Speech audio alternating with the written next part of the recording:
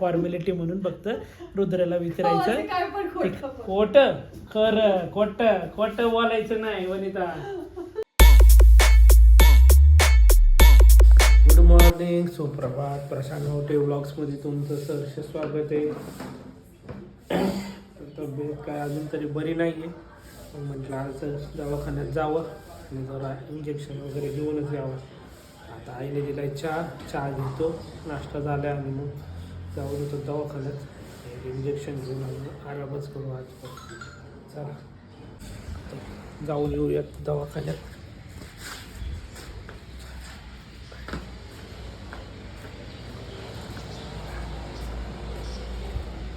आता दवाखान्यात आपण आलो पण डॉक्टर काय अजून आले नाही आहेत.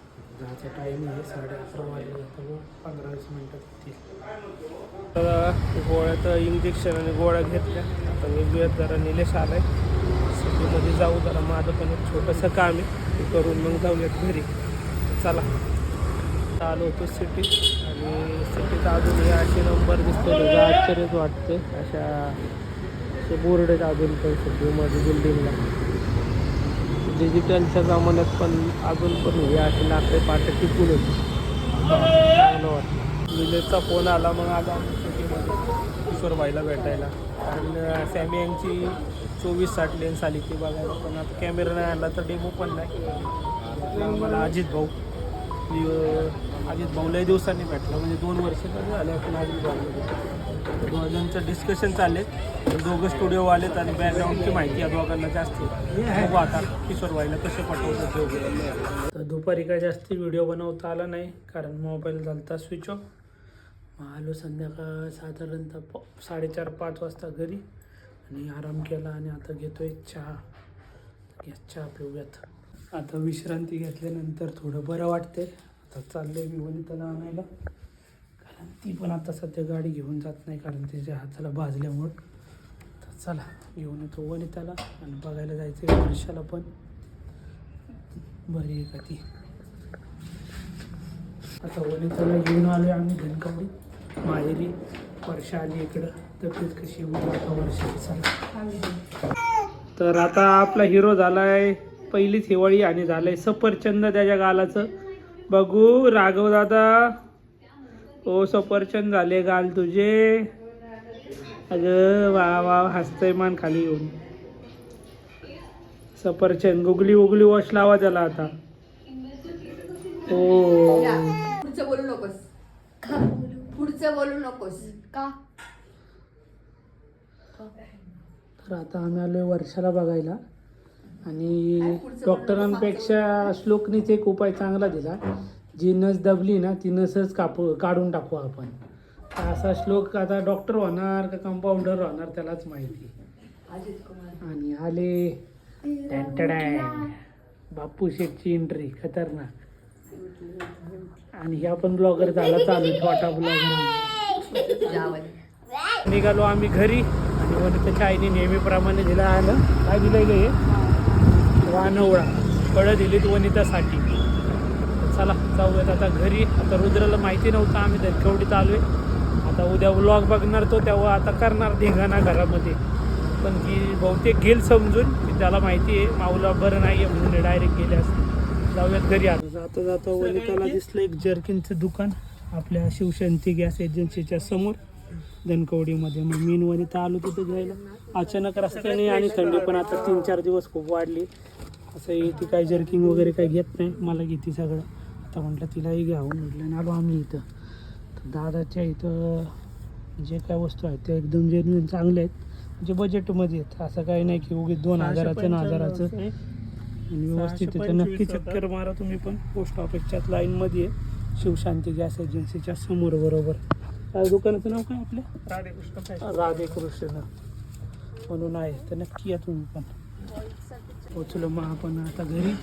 तर आले ह्याचं काहीतरी डिस्कशन महत्त्वाचं काहीतरी मम्मीला सांगतोय असं मला वाटतंय. बघूयात.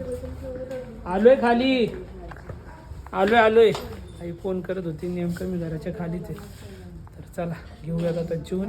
मस्तपैकी आई मसाले भात करणार होती, आता काय केलंय बघूया जेवायला. पेशंट घरी आला नाही की डॉक्टरांनी लगेच लावली हजेरी, आणि लगेच उपचार करायला सुरुवातच. तशी आमची आई डेअरिंग बाज आहे, म्हणजे पेंट बाजणं आणि वनिताही स्ट्रॉंग आहे त्याच्यामुळं काय विषय नाही. वनिताला जखमा बिकमा अशी चक्कर बिक्कर येत नाही जशी मला येते. आमच्या आजोबांना तर अशा अवस्थेत तिने बघितलंय, मी तर बघून नुसतं चक्कर, मला तर चक्करच आली होती. पण तिने विनधडक पाय बी धरला आमच्या आजोबांचा आणि डायरेक्ट बोळीतनं त्यांना बाहेर घेऊन आली, ती आणि साजन आणि राहुल. मला तर पाय बघूनच चक्कर आली. पण वनिता एकदम डॅशिंग बाज या गोष्टींमध्ये, आणि सासूसारखी सून पण, सासू पण डॅशिंग एकदम आणि सून पण. रुद्रच्या मम्मीने टिफिन बॅग आणली आहे. आता या दोघांची त्याच्यावरनं वाद चाललेत जरा. आता रुद्रचंही बरोबर आहे, हिजंही बरोबर आहे. तिने प्रेमाने आणले की रुद्रला वापरता येईल आणि ब्ल्यू आणली. आणि पण रुद्रचं म्हणणं आहे आता तो 7th गेलाय म्हणजे तो मोठा झालाय, याचा अर्थ की तो आता या अशा कलरच्या बॅग नाही वापरू शकत. आता ही आईची माया आणि हे जेंजीज बॉय. आता बरोबर आहे, जेंजीचंच आहे ना तुम्ही? हां जेंजीचंच आहे ते. हां बरोबर ना, जेंजीच आहे ना तुम्ही? तर आता बिचारीचं तोंड पडले, एवढं आणलं. पण ठीक आहे, आता त्याला दुसऱ्या कलरची आता ती बॅग आणणार आहे आणि स्वतःसाठीच वापरणार आहे. आणि ती ठरवून आली तिला स्वतःलाच आहे, एक फॉर्मॅलिटी म्हणून फक्त रुद्राला विचारायचं. खोटं खोटं बोलायचं नाही वनिता. खरं तर ही गोष्ट खरं आहे बा की हिने स्वतःसाठीच आणली. जर तू हो म्हणला असता तर तुला, नाही तर तुला नव्हती, ही तिच्यासाठीच. तर शेवटी कसं कळलं, आपलं माणूस त्या रस्त्याने येतं जातं, पुन्हा आपल्यालाही थोडीशी चिंता धडकी भरतीच. कारण आज साधारणतः 6:30-7च्या दरम्यान नवले ब्रिजच्या इथं खूप मोठा ॲक्सिडेंट झाला. आणि बरंच मोठं म्हणजे बऱ्याच गाड्यांना ठोकलं आहे आणि बरेच गाडी पेटली. त्या गाडीमध्ये बरेच 5-6 जणं वारली. तर आणि नेमकं आपल्या घरातला मेंबर पण एक त्याच बाजूने ये जा करतो. म्हणून जसं मी ती बातमी ऐकली तर आपल्यालाही भीती वाटली की शेवटी प्रत्येकाला आपल्या व्यक्तींची काळजी वाटते, पण तशीच आपल्यालाही वाटते. पण महाराज आपल्यासोबत आहेत म्हटल्यावर अशा घटना घडणारच नाही, ते 100%. पण एक काळजी वाटतेच. त्यामुळं मी लगेच फोन केला. आणि जे या अपघातात वारलेत त्यांना खरंच मनापासून भावपूर्ण श्रद्धांजली. महाराज आणि त्यांच्या आत्म्याला शांती द्यावं ही खरंच महाराजांच्यानी एक प्रार्थना आहे. असं कोणासोबतच होऊ नये एवढी मोठी घटना. कारण अशा घटना घडल्यानंतर त्या घरात काय होतं किंवा हे अशा अपघात अचानक झाल्यावर काय होतं हे सगळं आम्ही सोचलेलं आहे, आम्ही बघितलेलं आहे डोळ्यांनी. पण घरातली माणसं जवळची जाताना पण बघितलीत अशा गोष्टींमुळं. या गोष्टीचं आज खूपच वाईट वाटलं की नवले ब्रिजला परत एवढ्या दिवसात काही झालं नव्हतं, पण झालं तर एवढं मोठं परत झालं. तर बरेच 7-8 महिन्यांच्या वरती होऊन गेलं होतं, जास्ती दिवसच, की असं काही घडलं नव्हतं. पण आज हे घडलं, खूपच मोठी घटना घडली आज नवले ब्रिजच्या इथं. त्यांना खरंच त्यांच्या आत्म्याला शांती लाभो ही देवाचरणी प्रार्थना आपल्याकडनं. तर बऱ्याच दिवसांनी आज निवांत आम्ही सगळे घरी बसलोय. वनिता आहे, रुद्र आहे, आई आहे, राहुल आहे. आज तसं बऱ्याच जयशंकर राहुल परत एकदा जयशंकर बऱ्याच दिवसांनी असा योगायोगाला, नाही तर कोण ना कोण कमी असतात आमच्या घरात.